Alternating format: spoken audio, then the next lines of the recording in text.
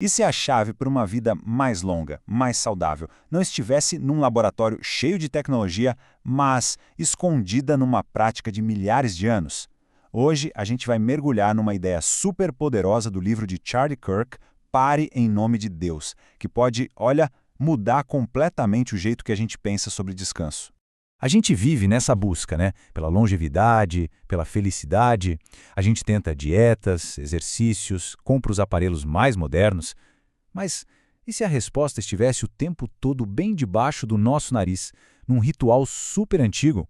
É exatamente essa pergunta que a gente vai investigar hoje.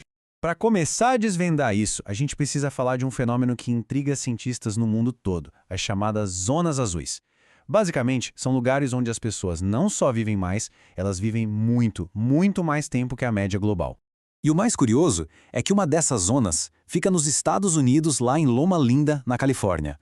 Lá tem uma comunidade enorme de adventistas do sétimo dia, e olha, a saúde e a longevidade deles são de cair o queixo, e o segredo parece estar no hábito bem específico que eles têm.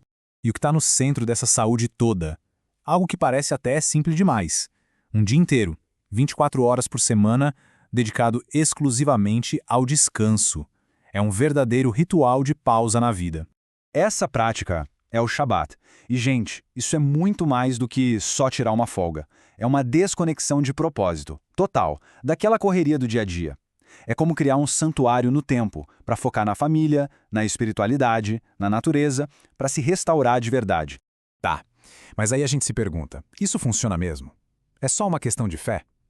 Pois é, a resposta está na ciência. Os benefícios dessa pausa sagrada não são só espirituais, não. Eles são comprovados cientificamente, com resultados bem impressionantes para a saúde.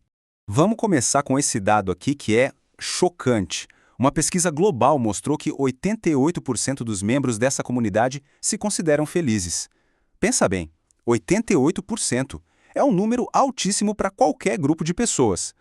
E só para a gente ter uma ideia do que isso significa, a média de felicidade nos Estados Unidos é de 44%. É literalmente o dobro. O livro argumenta que esse ritmo de vida, com essa pausa semanal garantida, é um fator direto para esse nível de bem-estar. E não para na felicidade, não. Os benefícios vão além. Um estudo gigante, feito em Harvard, descobriu que participar desses rituais semanais está ligado a uma redução de 33% no risco de morte. É uma conexão muito forte entre a prática e a longevidade. E se a gente traduzir esses dados em tempo de vida? Bom, estamos falando de 7 a 14 anos a mais. As pesquisas que o livro cita mostram que essa prática regular de descanso e de comunidade pode literalmente adicionar anos à vida de uma pessoa. Mas afinal, como isso acontece no corpo? A ciência mostra que os benefícios são bem concretos. Praticar esse descanso estruturado parece que recalibra o nosso sistema. Reduz o cortisol, que é o hormônio do estresse, ajuda a combater inflamações crônicas e, de quebra, ainda fortalece nosso sistema imunológico. Agora, vamos conectar essa prática milenar com um dos maiores desafios do nosso tempo.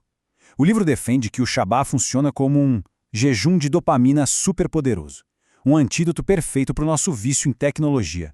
A ideia é bem simples, na verdade. Quando a gente se desconecta das telas das notificações por 24 horas, a gente dá uma chance para o nosso cérebro se resetar. É quase como uma desintoxicação neurológica que limpa o sistema e nos permite sentir prazer nas coisas mais simples e naturais de novo.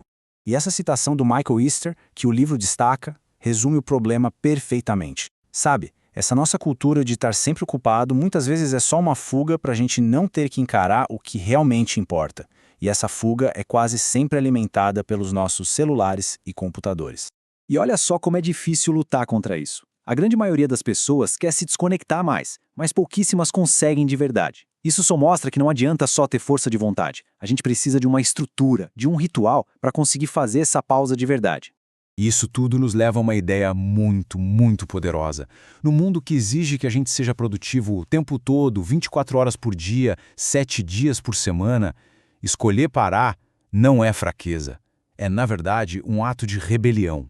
O livro descreve o Shabat como uma arquitetura da restauração, com 4 passos bem claros. E veja que interessante, não é só parar de fazer coisas, mas sim começar a fazer outras. É se desconectar do digital para se reconectar com pessoas de verdade. É pausar a produtividade para restaurar a mente e o corpo. É um processo ativo de recarga.